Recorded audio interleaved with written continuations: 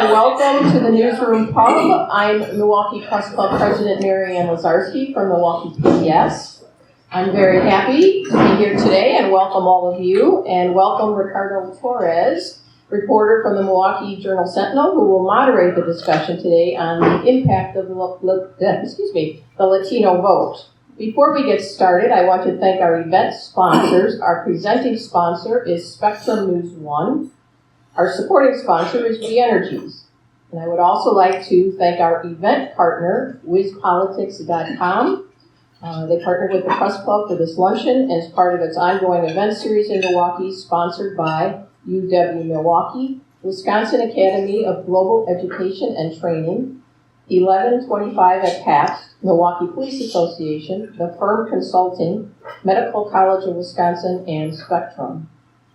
I would like to welcome our panelists, Fabi Maldonado, Racine County Board Supervisor and Political Director of Voces de la Frontera, Darryl Morin, President and CEO of Advanced Wireless, President and Chairman of Forward Latino, and Paru Shah, Associate Professor of Political Science at the University of Wisconsin-Milwaukee.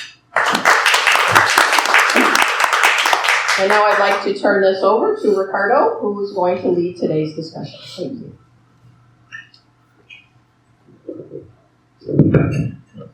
Let's scoot this back a little bit. Thank you all again for coming and for listening. At the end of the event, we'll allow for questions from the audience. So if you have anything you'd like to ask the panel, please, feel free to wait until the end. And then I do want to recognize someone who isn't here with us right now. Gregorio Montoto, he was one of the founders for Mexican Fiesta. He died last week. We wrote about him as soon as we heard the news. And one of the things about Mexican Fiesta, for me, as a Puerto Rican and Cuban here, my family and I, we still went, even though we weren't of Mexican heritage.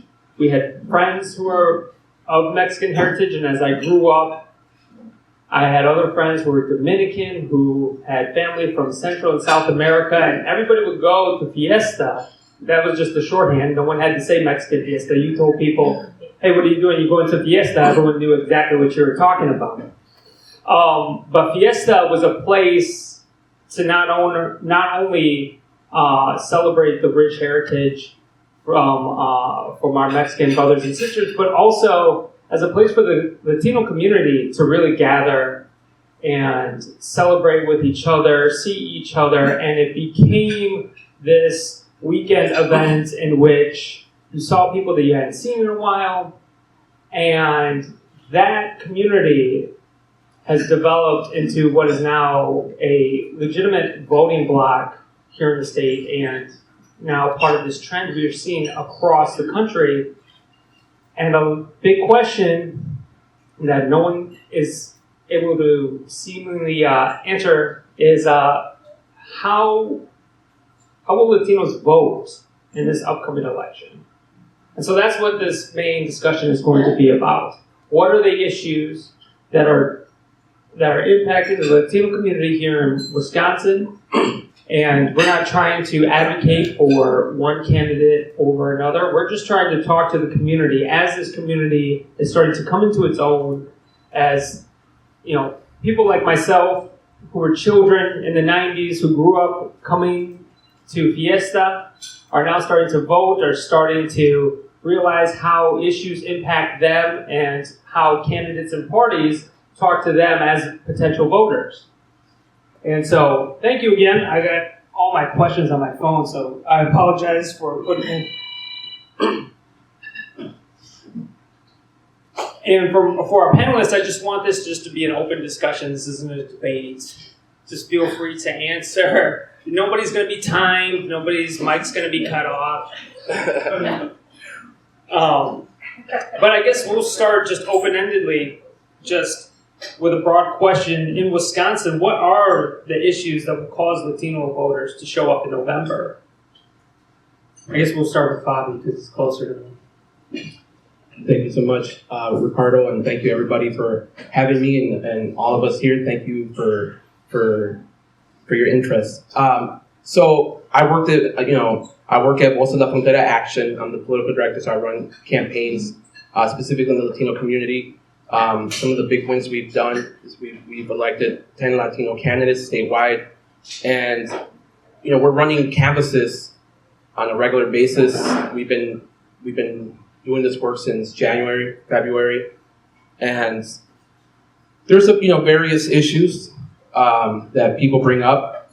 The most common issue that we hear at the doors is in the driver's cards. We're knocking on doors, not just through Voces, but also in my elected role in Racine County. Knock on doors. Hey, how you doing? And they're like, hey, Fabi, pretty good. This and this at work. But hey, what's going on with the driver's cards? What's going on? What's going on with amnesty? So then, we have these conversations. But I think one of the biggest challenges that we have in our state is, Latinos get bunched into one big category, and we all know that Latinos are all different. But in our state, we do have a lot of migrants and immigrants, documented people, and the issues that affect them the most is that issue from our, not from just me personally at the doors, but we also do surveys for our members at Voces, and that seems to be the number one issue. Another one too is education, healthcare, and the economy. But yeah, immigration is very real for me and the people that not only that I represent, but the people that I work with on a regular basis. Thank you. Thank you very much for that, Fabi. Darryl Morin, National President for Latino. We're a nonpartisan, nonprofit advocacy and service organization with members and affiliates across I think it's 29 states now. But yeah, we've been really engaged. There's some really good news from the Latino perspective, but there's also some difficult news. I'll start off with the difficult first. Every time we have an election cycle, we start to get more calls from victims of hate crimes. And that's because of the extremist rhetoric that people are using trying to get their constituents to go out to vote. So, if there's one call I want to put out to elected officials today, is to be very careful with your words.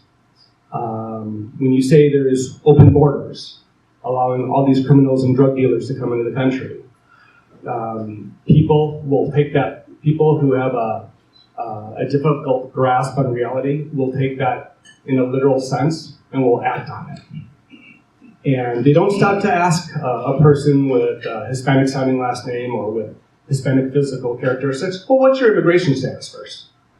They just act. One that I can talk about because it was pretty visible here and received a lot of notoriety was Miguel Villegas. When he was a U.S. citizen, approving descent, was told to go back to his country and stop invading, and he had acid thrown in his face, right here in Milwaukee. Right? We've had numerous calls, and then with this election cycle, we knew it was going to happen again, is continuing to happen. And most of these folks, you won't hear about because they're terrified that either the person who did it or their families or associates will go back to finish the job. So we're actively working with the FBI and others when these things happen, but that's my big call. That being said, really good news.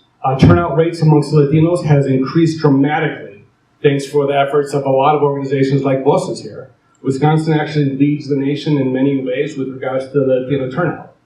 In the last national election, more than 50% of Latinos turned out to vote. And that was very, very exciting for us because traditionally we've had very low rates. We're expecting in this election, once again, to probably have 70% plus eligible Latino voters to come out and vote. So very exciting time for us. It's one thing to be Wisconsin's largest minority demographic group, or to be that nationally, which we are, and so many people are unaware of this. But one of the big things that I know we're all trying to push in our community is it means nothing to be the largest demographic group if you're not the largest demographic group that goes out and votes, right? to have your voice heard, you have to vote. So that's something that we're really trying to push out there. But with regards to issues that are out there, economy has always been a big issue. Probably the biggest issue. It used to be one of economic mobility, right? Latinos traditionally have a very high workforce participation rate, right? But continue to live in poverty, right? So it was always a big question of economic mobility, but to say that inflation is not a huge issue right now would be disingenuous. It is playing a huge role. What do you do when you have 1 or 2 or 3 jobs and you're still having a hard time making ends meet and making those difficult, decisions? So that is huge out there. Access to healthcare, right, is a huge one. Access to quality education. And what's been really interesting, the polls I've been looking at and the folks I'm talking to, I'll hear one candidate talk about crime and another one talk about gun violence prevention. In the Latino community, poll after poll verifies this. It's almost identical, those numbers. Latinos equate gun violence prevention and crime as an issue. And no wonder when you see the issues that happened, in El Paso, in Uvalde, and these other issues where you find out Latinos in many cases are being hunted, right? Once again, goes back to that extremist things. I think something that's getting a lot of discussion too is the issue of women's reproductive rights. I want to say in the last several months there's been about a 10-point swing, right? Now, Latinos traditionally have been a little bit more conservative, but I want to say most of the polls I'm seeing are showing 60 to 61% of females across many of the different subsegments of the Latino population are saying that is a really important issue to them. And that's going to be one of the drivers for getting them out to vote. So there's a lot of other things, and as Fabi said, depending on your nation of origin or ancestry, and my family go back a couple of generations from Mexico. So I have one, I come from an area with certain context on it. If you're from Cuba, if you're from Nicaragua, if you're from Venezuela, where you're fleeing socialism and a dictator, right? You have a different set of priorities. And like all other Americans, based on economic, socioeconomic status, level of education, where you live, some of those other things are all factors. But to say we're non-monolithic is probably an understatement. But anyways, just to answer your question, Darryl, I'll pass it over.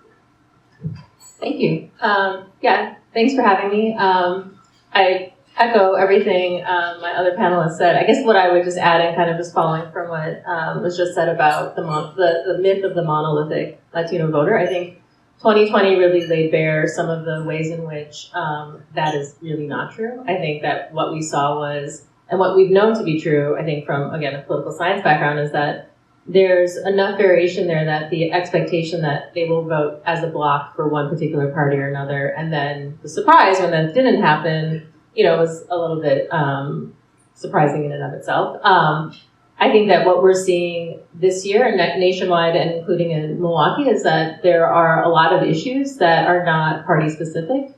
Talking about immigration, the economy, education, that there's going to be a lot of looking at specific candidates to see, what are they saying? What are the candidates here in Milwaukee talking about in terms of the economy? What are they saying about jobs and inflation? I think it would be a mistake to assume, as I think both parties have learned, to assume that there are voter blocks that you can just ignore, and that they will vote for you no matter what. I think that there is much more of people know now that their vote matters, that there's a lot of research that suggests that Latino voters are what brought Joe Biden his victory here in Wisconsin.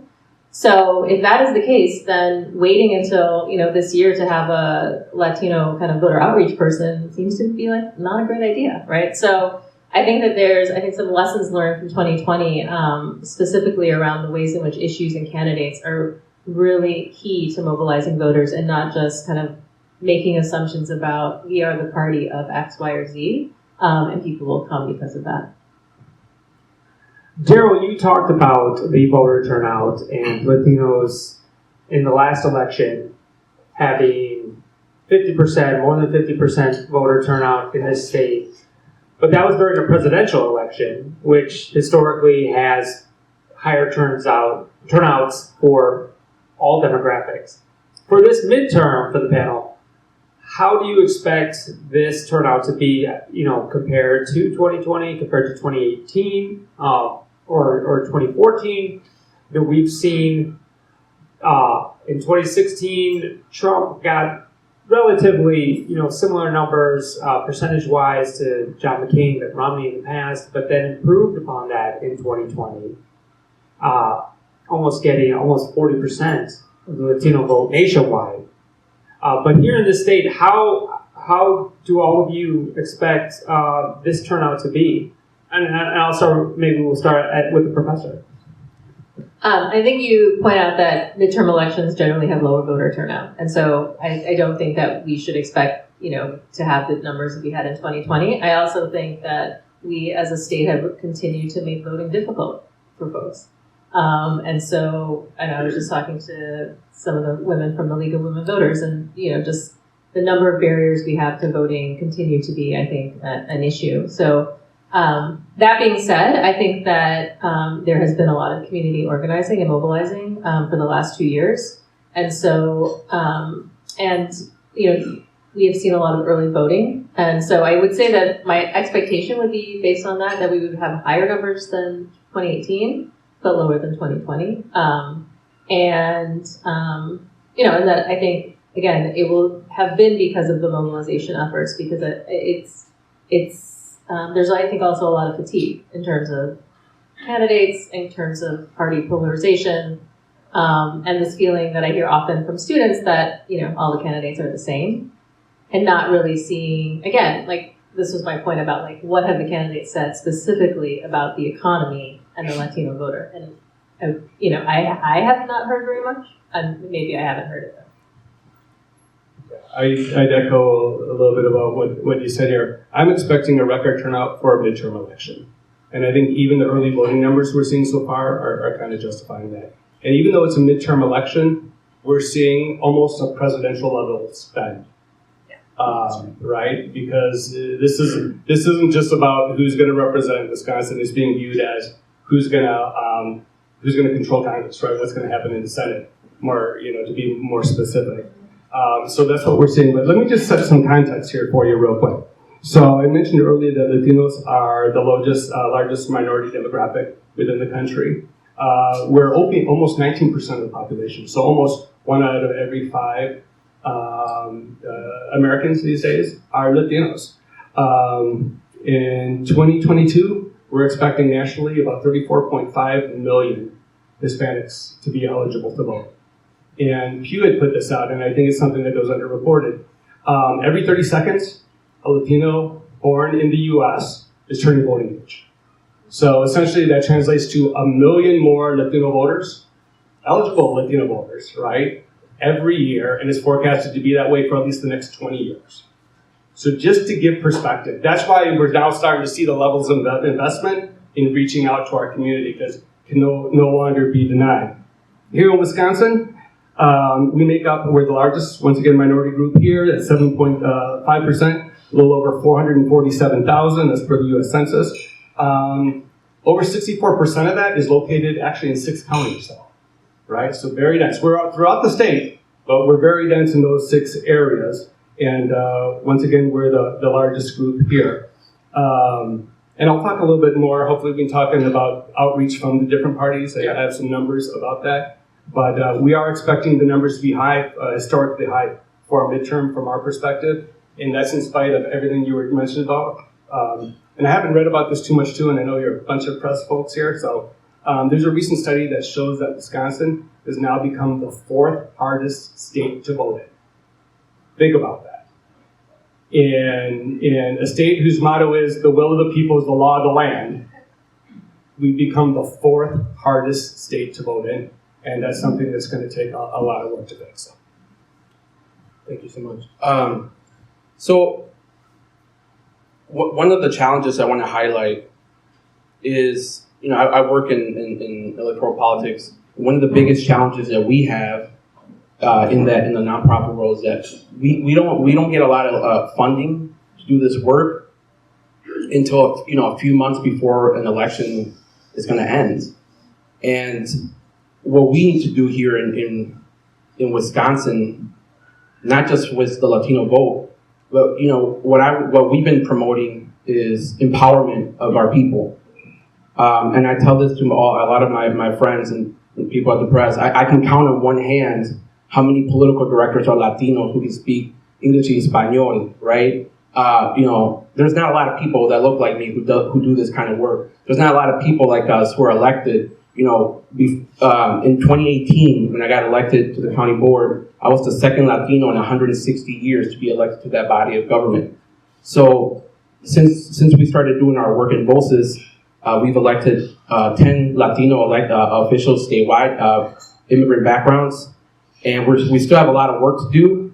But the thing that I at the doors, just like the professor who was also my professor when I was in college, we do hear that at the doors. They're like, "What's the difference, Fabi?" It's like one party is like actively against us, and the other one is fumbling the ball, and that's people are demoralized. So what we're trying to do is say, look, if you're going to be sitting here waiting for candidates and other people who are not from our community to push our issues, you're going to be waiting for a long time, fam. We have to. The goal here is to breathe life into our community and have people like who look like us in these elected seats. And we need to really start electing our people to these seats so we can push our issues. People, we need to. One of the big things is we need to breathe life into our community and get people involved. And we need trusted messengers in our community. We need people who look like me, going to our community, who speak the same language, that can relate to people like my mom, who's mostly a Spanish speaker, and get people involved in politics. And you don't do that during an election cycle. And here's the other problem. The databases that elected officials, Democrats use, or other Republicans use to target voters, a lot of Latinos are not in those databases. So you're not going to see a lot of elected officials knocking on your door if you don't exist in those databases. So it's less Latinos getting involved. So that's why we need to find a way to reform the way funding works in these nonprofits. I don't believe that any of the parties can reach the Latino vote more than people who come from the community. We use a lot of relational organizing techniques from classic organizing, where we meet the people at their homes, or we meet them at local restaurants or whatever. We meet workers when they get out of work. We meet students at school. We have a youth department in Voces called Yes, Youth Empower and Struggle. So we're really trying to be very dynamic online to reach as many Latino and Latina voters as possible. And another thing too that I think canvassing and talking to people combats is the misinformation. There's a lot of misinformation going on, and on my block, people come to me like, "Hey, Fabi, who are we voting for this election cycle? When are we gonna vote?" And that's another. The final piece is, I think this is the biggest piece, not just for Latinos, but for the people in general. I'm not sure this is like a real term, but systems literacy. There's a learning curve to people tell me, "Fabi, how do I request a ballot? How do I even vote? How do I know I'm voting for the right person?" And then when you get to the polling place, "Hey, Fabi, you think you could come to the polling place and help me vote?" I can, but there's a systems piece to it that also if English is not your first or dominant language, that's also another challenge. It keeps people from jumping in and feeling comfortable going to these spaces. Also, if you have a mixed status family, which is somebody who's undocumented, more than likely you're not going to get involved in any political government scenario. I think there's a systems literacy piece that we are trying to curve that, and get as many Latinos in the electoral databases, so candidates and nonprofits know that they exist, and combating this misinformation. And the final piece is electing people like us and grooming and growing people to work in electoral politics so we can build power within our own community. Sorry for that long. No, like I said, it's not time. And although we do got to get out of here by like 1:15, 1 o'clock. So it is kind of time. And we want to leave time for the audience to ask questions. But each of you touched on something that I think is really important: outreach. And whether or not these campaigns in this current cycle have been doing enough outreach. In my preparation for today's event, I read this news release from the National Association of Latino Elected and Appointed Officials.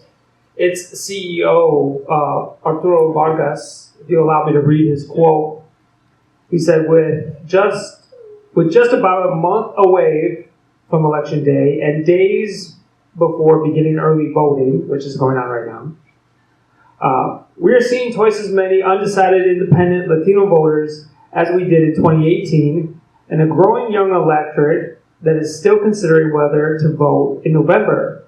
More than half of Latinos still have not been contacted by any political party, campaign, or other organization.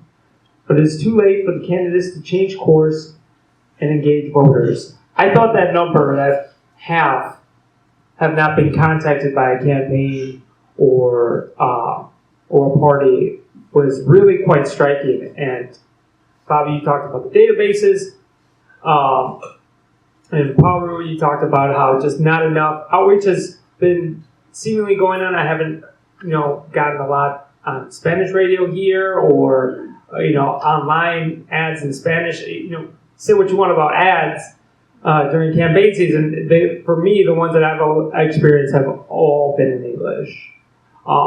And so speak to that and just how difficult it's become for some of these parties. Maybe it's not because of the Latino community itself, but just this current situation for them to reach out and make their case to these potential voters.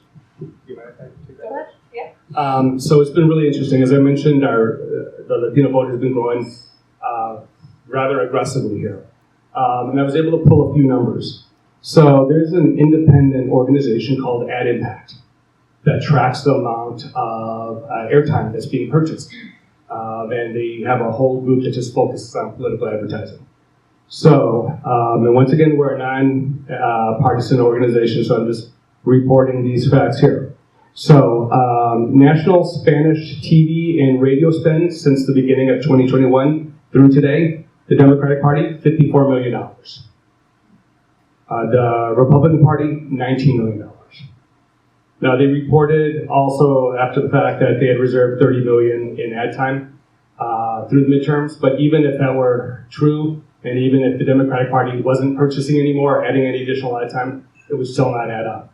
So, while that sounds like good news that people are finally starting to invest in us, for the Democratic Party, it's only about 2.5% of their ad spend, and about 1% of the Republican Party ad spend. So there's still a lot more work that needs to be done here. It's been nice to see candidates from both sides of the aisle reaching out to the Latino community. I will share, it's the first time I've seen this. Our current governor has been running ads on Spanish television and radio for almost 3 months now. That's kind of unheard of. And I think we're going to start seeing that the other side's going to have to compete too. So it's good that people are having to compete for the Latino vote. There should be no given out there, right? But just once again, just a few things we've shared. It's also interesting in preparation for this. I went out to the Democratic Party website and I went to the Republican Party website. The Democratic Party website I saw in big loaders in the upper right-hand corner in Espanol, right there. I didn't find that option on the Republican website. I went to both of the outreach Latino websites. The Democratic one was available in English and Spanish. The Republican one was only Spanish, with no English. And then they had announced another national initiative, and the Democrats have done this as well. But on the Republican side, I went there, and only the first page was in Spanish. Everything else was in English.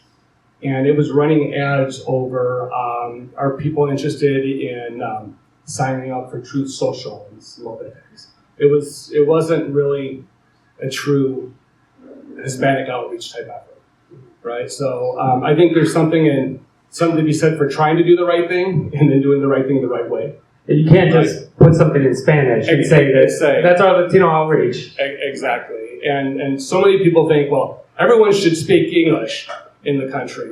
And the overwhelming, percentage of Latinos do.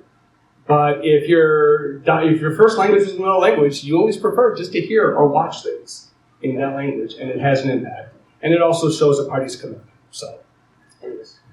Yeah, I guess I'll just add to that. I'm not surprised by those numbers, I guess, at the 50% because of something that you said, Darryl, about the growing number of very young eligible Latino voters, right? So we also know that 18 to 24-year-olds, and I think Fabi can speak to kind of like the youth outreach, but that's a group that is even harder to find, right? I mean, then we're talking about young people who are also demobilized and, potentially not seeing any of these TV ads or any of those other things either. And so I do think that there's, again, while those numbers have been, the number of Latinos across the nation have increased, I think 30%, right?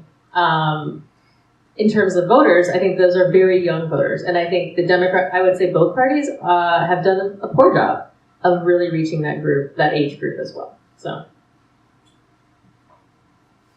Thank you. Just kind of piggybacking off of what my colleague said.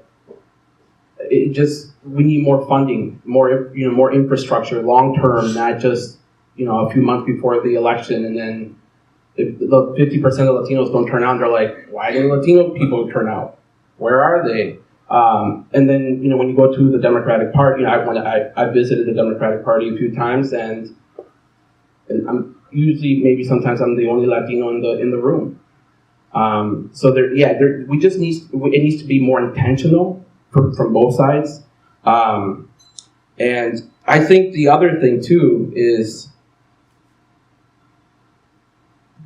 before I got involved in politics, I couldn't even name a single Latino person who was elected into office. I wasn't really politically motivated. I wasn't looking to get involved in politics. Nobody in my family was very political.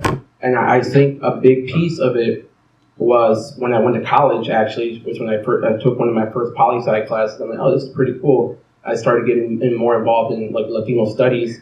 And I think having, to reach out to the youth, I think having, investing more into the, more organizing the Latino community, and then essentially letting Latinos know and Latinas know that, we're making history right now. We're electing Latinos and Latinas. You could be in this seat too. And, I ask young people all the time, have you ever thought about running for office? And they're like, what? Me? Like, no, like, who am I? And, that was me, like, in 2017 when I was asked to run. I'm like, no, I'm not running for office. Like, who am I to run for office? And so I really want to encourage, everybody here, and specifically Latinos and Latinas, we have to breathe life into our own people. And we have to bring people up and let them know that they can also do this. And I think that comes back to, just having long-term full-time funding and having long-term infrastructure. And, I was talking to Darryl when we first got here. One of the biggest challenges I have too is retention, staff retention. It's hard to compete with national organizations. When folks learn these electoral skills, they get better opportunity, on the national level. And then, once again, we don't have a lot of folks who are Latino, Latina, who are what I call campaign literate, which is hard to, build power, build organizers in that regard. So this next question is more kind of like a historical question, and just how immigration with groups happens in this country. And, I'd like to start with the professor on this one. I'm reading this from a Washington Post story that was published yesterday. Headline is, "Why the Fight for Latino Votes in 2022 Election is More Intense Than Ever." It talked a lot about how Republicans had gained ground on Democrats who have historically counted on the Latino vote. But this paragraph I thought was quite interesting. The 2020 results brought a new focus to the debate about whether the Latino vote is becoming much more of a swing vote than one solidly Democratic. Patrick Ruffini, a Republican pollster, said he believes that over time Latino voters could follow a pattern resembling that of some European immigrants from the last century. Groups that began more staunchly Democratic, but as they became more assimilated, increasingly split their votes between the two parties. So I'd like to talk to Paru about just how immigration groups over time evolve with their own electoral politics as they get older, as they have children, and move on. Yeah, so I guess my first reaction to that quote is that is true for white immigrants coming from Europe. I think the intersections of race, ethnicity, language, nativity, all those things are very different for Latinos, and so I wouldn't expect the same kind of assimilation, if you will, into the Republican Party. I also think that this narrative around that Latinos are leaving the Democratic Party is overstated. So there's a lot of research now that has been done by political scientists that shows that, yes, Latinos in some places voted more heavily for Trump than they did in the past, but that on balance, they are still very, very much attached to the progressive things that, my colleagues here talked about. I don't think that whole scenario is going to happen unless the Republican Party dramatically changes its tone around immigration, right? The number one issue that we continue to hear about. And so that seems, again, I think that the idea that you become more wealthy, you move to the suburbs, you move into more predominantly white spaces, makes you more Republican, I think is, potentially not true. It could happen for some. I think all voters are strategic and think about what's best for them. So I also think that we should expect more heterogeneity in that group, given the fact that we've already made all these kind of like improper assumptions about this group as a total kind of one group anyway. So I would say that those are my reactions to that statement. I do think that that if anything, it was a wake-up call to both parties that this is the growth in this particular voting bloc is something that we should not take for granted. So couldn't agree more. Overstated. As we've gone back and done a lot of deep dives, there was some really good work done by the UCLA Latino Policy Institute. What they found was that at the end, in states like Wisconsin, the Latinos, for as many subsegments as there are, win essentially 3-1 for Biden over Trump. And then you had other states such as Florida and Texas that were more of a 2-1, right? Which still puts you in the 65-66%. Excuse me. So as we do the deep dives, we found that things aren't as shifting as quickly as I think some people thought. Especially too, and I see his picture up on the wall there. George W. did a lot of outreach to the Hispanic community and actually did fairly well, bringing home, some polls had him between 38 and 40% of the vote. So this isn't just something that happened overnight. Has there been degradation over time? Yes, but I don't think things have reached a level to where they're as extreme as they are. And I think with regards to things moving as people assimilate more, and I like the term integrate. Right, assimilate is I change into somebody else. Integrate is our culture integrates with your culture, etc. I think it's really going to come down to party investment, and I shouldn't just say party investment from an outreach perspective, but policy as well, right? As to where the community will move and shift. We talk about immigration being such a big issue, but when you look at it in the polls, it's not in a lot of the polls. It's not the top priority, and there's that's one of those issues that's kind of has two different meanings. One is I want immigration policy because I want to do what's right morally and what's good for the economy and that kind of thing in legislation. But the second thing that really gets talked about is one of respect. When you say the Latino community are drug dealers, they're murderers, they're rapists, right? And that gets applied to all, not just immigrants. It gets applied at the end of the day to all. That gets to the very part of, does that party respect me? Does it respect my community? Does it respect my wife? Does it respect my kids? Right? So you'll see when we break it down and do our internal analysis, we see there is a group of Latinos that are just principally very principled conservative voters, right? That's a certain percentage. The evangelical movement within the Latino community, where life is by far the overriding issue, is there too. And then you have this fringe that's there. And I think that's where the battle is taking place right now between the parties, et cetera. But anyways, just to give you some of the insights as to some of the information polling results. Thank you, Darryl. And just to add a little bit more to, I won't take up too much more time. I also took a deep dive in the UCLA study. It was very eye-opening because I was also hearing a lot. I think last year I did a quick interview about, Latinos are voting, more Latinos are voting Republican. And then when the UCLA got the election results and they looked at precincts or wards that are high Latino population, what they found out was what Darryl was just stating is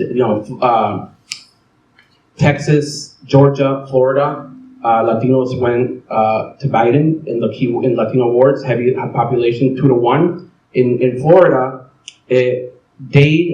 Miami and Dade County. No, it's Miami-Dade County. It was the only county in Florida that was highly Latino that I know of that was high Latino population that went to Trump. But every other state, the Latinos, eligible voters in the U.S., Latinos, they live in 13 states. The 80% of all the eligible Latino voters are in 13 states.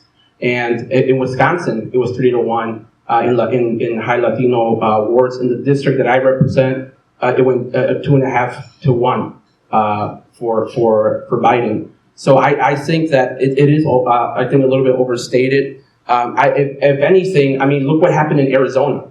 In Arizona, the Latinos flipped Arizona blue for the first time since 1996, right? So the Latino in Wisconsin, right? They help deliver Wisconsin to the Democratic candidate, and the same thing could be said for what was the other state? Georgia.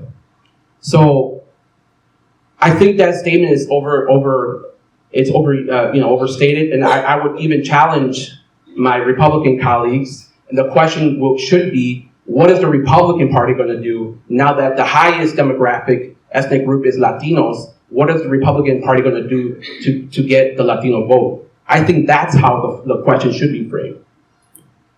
If I could just follow up with just a little bit. I just wanted to share a little bit more as Fabi brought up Florida. So the Biden campaigns began receiving reports as early as April that they were in trouble with Latino voters in Florida. And there's high concentrations there, obviously, of people with Cuban ancestry, and there was an influx of Venezuelans as well.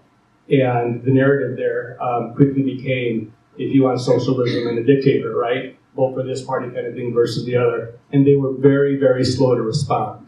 And I think that was a huge, huge wake-up call to the entire Democratic Party that said, hey, wait a minute, you're going to lose a major state because you're failing to act or failed to act on those issues. With regards to Wisconsin, we estimate about 120 to 130,000 Hispanics voted in the state in 2020.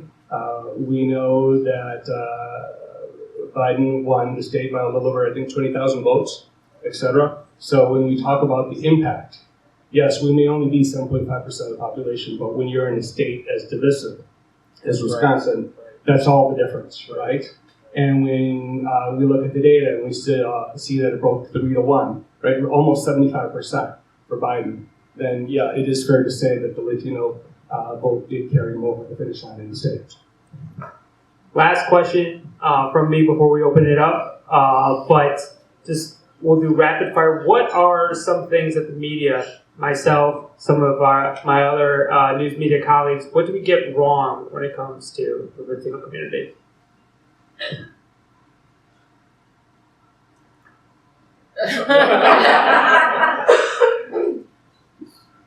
Go ahead, Darryl. I mean, I can start. Not all Latinos are living on the south side. I'll just say this, yeah.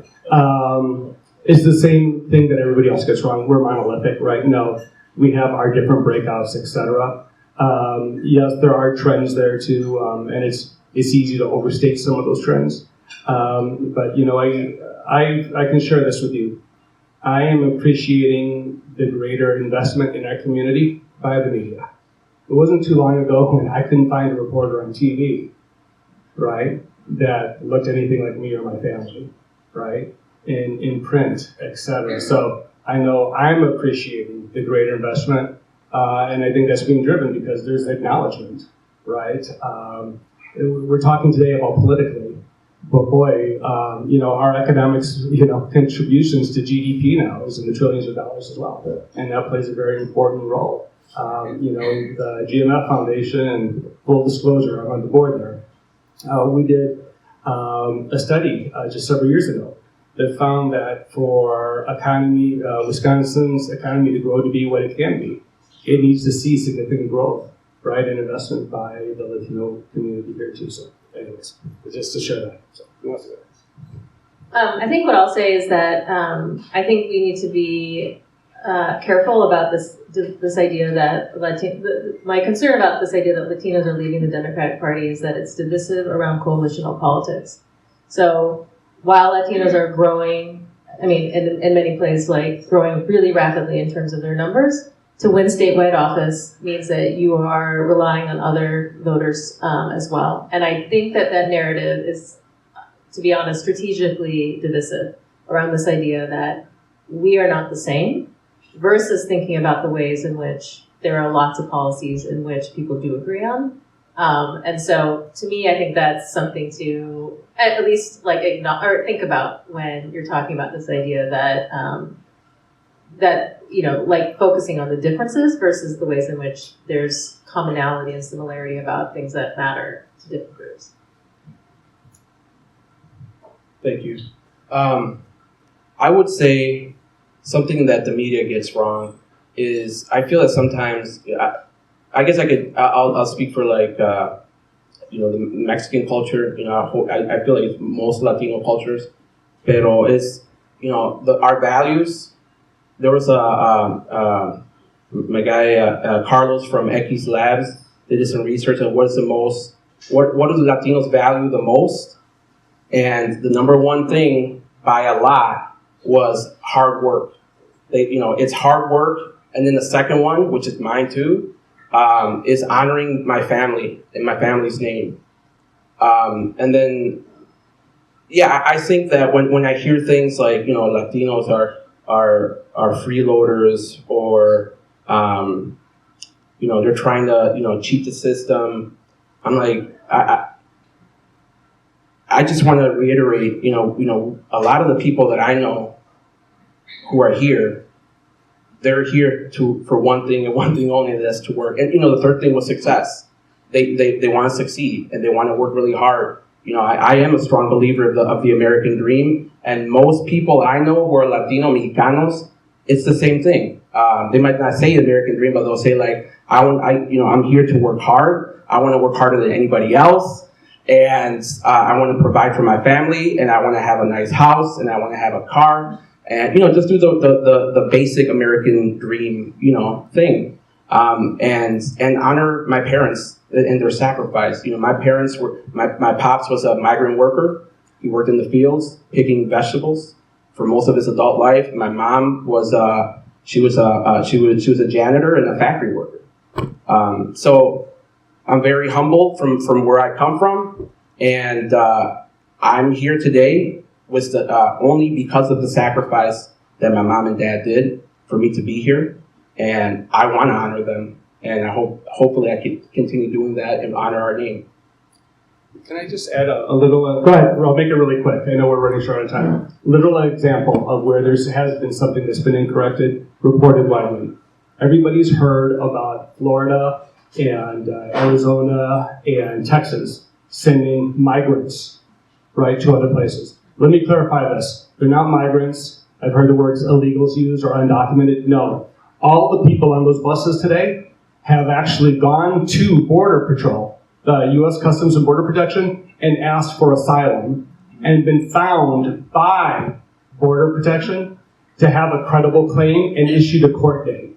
So all of them are lawfully present in the United States. They're not illegal, they're not undocumented. They came, and then for people to say they should do it legally, they did do it legally, right? So just one example. I know it's a very complex issue, but just wanted to share that as well. And now is time for the audience portion of the event. Does anyone have any questions? We'll take this gentleman in the front. Hi, I'm Troy Yankovic. I'm a retired South Dakota political analyst. I'm also an immigrant.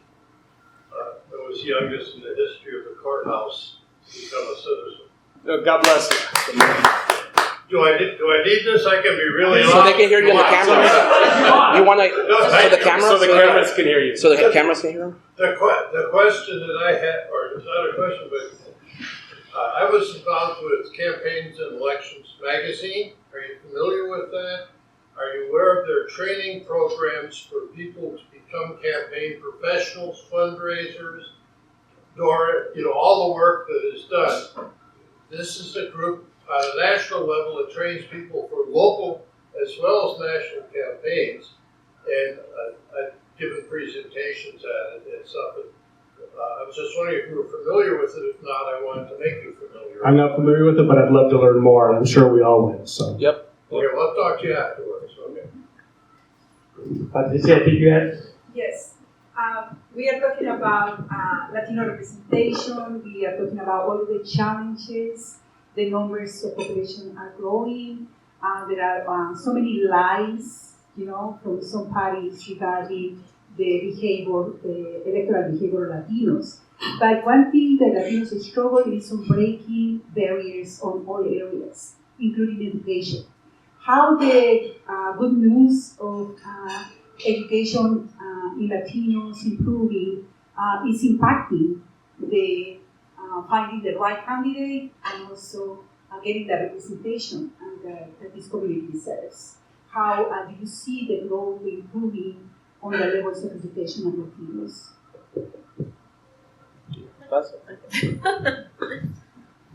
I think, so we, to your point, I think that the representation piece is key. And I appreciate Fabi's comments about being asked, right? And this idea that we need more individuals from our community to see themselves in that role. And I like your use of the word systems literacy, right? Because I think the education piece is a big part of that. When I think about 17 and 18-year-olds, right, high schoolers, first years in college, understanding like what difference they can make and like that these things are open to them, right? So the education piece, I think, will both make them, we should expect, right, like people to have a better sense of like what they can do as voters, but also what they can do as individuals who run for office. And I completely agree with Fabi that that's like, that mobilizes people, right? To see somebody who looks like you running for office, who comes from your community, who knows you, right, without knowing you, I think is something that all of us are looking for, right? I think when we think about like this idea of like, voters aren't voting because of all these other reasons, a lot of it has to do with the idea that they don't have a candidate they want to see in office, and so it really makes a difference. But it's progress, right? Like you have more voters, and then you find people who are interested, but you have to keep asking. I love that he asked because I think, and I ask my students as well, because I think you have to keep asking because people don't see themselves in those roles necessarily. I just wanted to bring up a point here really quick. I know we've all been following the court cases with regards to election laws and limits being put on some of the clerks, etc., as to watch what they're doing. I wanted to highlight something for you. Every year, the Federal Registrar comes out. It's done by the U.S. Department of Commerce, The U.S. Census Bureau is within the U.S. Department of Census, Commerce, and it puts out there all the jurisdictions that have a minority population, that has language challenges, that have at least 10,000 of it in population in that political subdivision, or 5% of the eligible voters. And if so, they need to provide minority language assistance in their municipalities or in their political subdivisions. Yes, it's per the Voting Rights Act of 1965. We have 3 new municipalities in the state of Wisconsin that by law need to provide information on how to vote, where to vote, etc., as well as ballots, right? In Spanish as well as English. And I can tell you, we've contacted all these jurisdictions, at least one of them had no idea that they had this legal need. So these new areas are the villages of West Milwaukee, village of Sharon, and the village of Curtis. There's 3 cities already that have this requirement, and that's the city of Milwaukee, Abbotsford, and Arcadia. So we will be sending election observers to each one of those areas to make sure that they are being afforded the legal right. Everybody's making a big deal, right? Got to do it legally, etc. Well, they should be paying equal attention to the Voting Rights Act to make sure that everyone is afforded the information in the language that they're most comfortable with. Thank you. I won't take up too much time, but just breathing life into our people, and even people who are struggling in school. I used to struggle in school. You gotta get them to not only participate, but start working in these roles. And Wayne, you mentioned that resource, that national resource. The challenge here is there is resources on how to train folks how to run for office or how to run a campaign. But the problem is the long-term funding. It only comes like 3 months before an election. And by that time, it's all hands on deck. We got to win. We got to knock on doors. It's time, capacity, resources. And you only have X amount of time to do X amount of doors to talk X amount of people.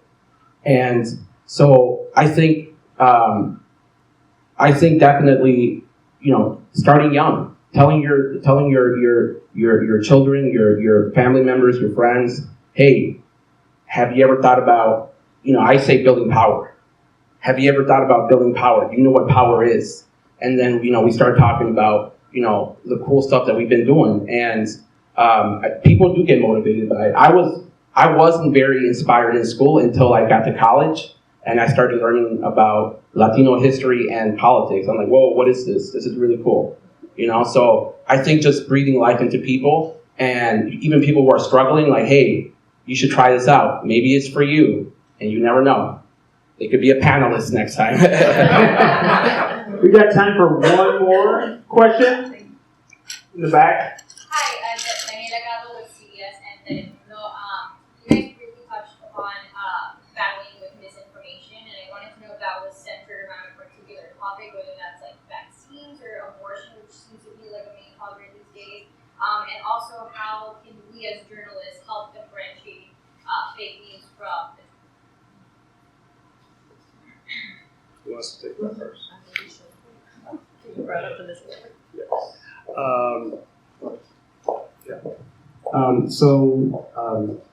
being in the media is a tough gig, right? It's a tough job, especially when you're dealing with such complex issues like immigration, et cetera. We've talked about it, and Fabi, we may have talked about it briefly. We may almost want to put together little sessions for members of the media to come and attend, where we can talk about the laws and how they're being applied, or maybe there could be misinterpretations, because it's hard. You guys have to report a new story every day, many of you, et cetera, and it's hard to become an expert in any one field. And like I mentioned before, with the migrants being flown or bust, et cetera, it's easy to let those little things pass. And but it all comes back to, as well, that the misinformation that's being seeded out there. And then when somebody else hears about these thousands of people, et cetera, and if they think that that's contributing to, the downfall of our nation, et cetera, then they act. So I guess all I can say is don't hesitate to reach out to us. If you're not quite certain of something, please feel free to ask. And we won't be cynical or upset if you ask us what our sources are, right? Because we're only good sources for you if we can give you the source of that information. So I think that's plays a big role. Thank you so much.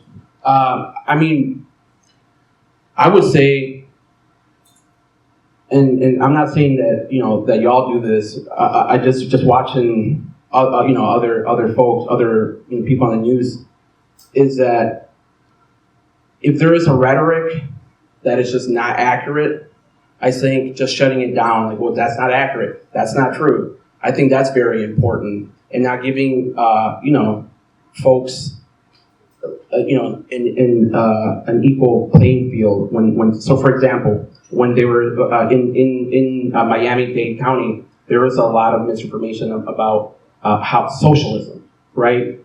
They were painting socialism in a way that in like how dictators, right? It's not the same level, and it's not the same thing. Bernie Sanders is not the same thing as the dictator in Cuba, right? So I think just like shutting that stuff down ASAP is important. This country is already, we're a capitalist and socialist country. I just think shutting down those conversations are important, and pointing out the key differences is also important as well.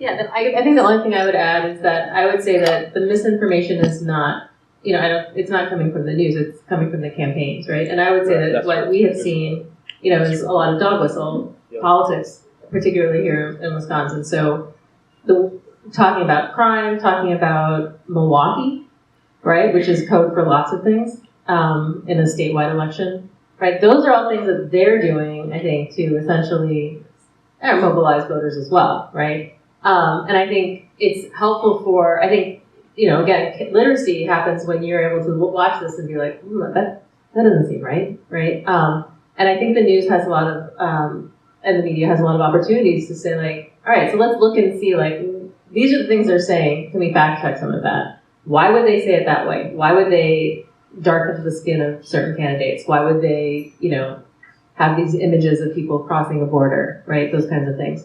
And I think just providing that kind of explanation or context is really helpful, because they're not necessarily saying anything untrue, but they're definitely using what they know will kind of elicit implicit biases amongst people, right, in those ads. And this has been going on. I mean, we look at this in political science all the way back to Willie Horton, right? So this is not new, but it's and it's effective. We also know that. So. Well, Paru, Darryl, Fabi, thank you all so much for being part of this really great and enlightening discussion.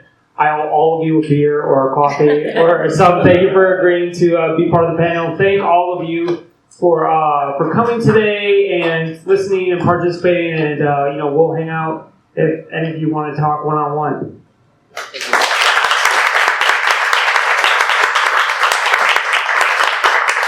Yes, it is. So that's all. Thank you, Ricardo and panelists. Great discussion today. Thank you for being here. Just a couple of things. Thanks again to our event sponsors and the Marcus Corporation and Newsroom Pub and Safe House for being the hosting sponsor of this event. If any of you are interested in becoming a member of the Milwaukee Press Club, Joette, right here, Joette Richards, who really runs the place, can answer your questions, or you can go online to Milwaukee PBS. I'm sorry.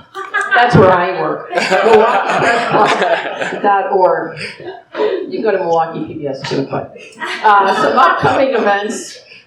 Tuesday, November 1st, a breakfast featuring Mandela Barnes at the Rotary Club of Milwaukee. Tuesday, November 15th, right here in the Newsroom Pub, Newsmaker Luncheon featuring MU pollster Charles Franklin. And Thursday, January 26th, is City of Milwaukee's 177th birthday party at the Green Exchange. So those are some upcoming events, and also you can go back to MilwaukeePressClub.org for other information, other events. So thank you again for coming. Finish up. There's still, I think, some cookies left, but have a great afternoon. Thank you.